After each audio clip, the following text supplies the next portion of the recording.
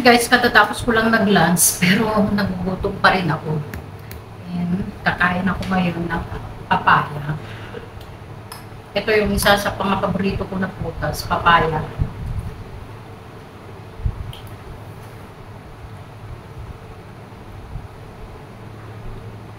Matamis siya guys. Ito yung wala siyang masyadong buto.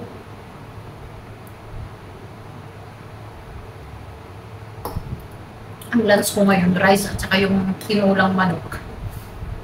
And ito, dessert.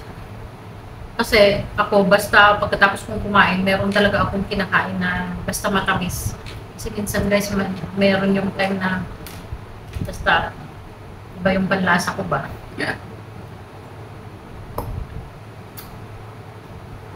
And pagkatapos kong kumain, luluto ako ng ng sitaw. With chicken. Pero imamarinate ko pa yung chicken.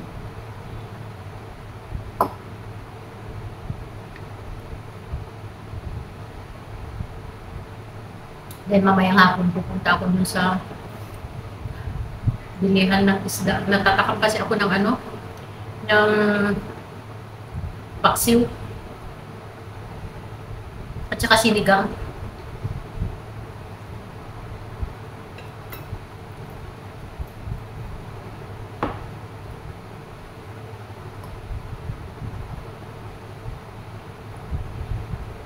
Daming langaw ngayon guys.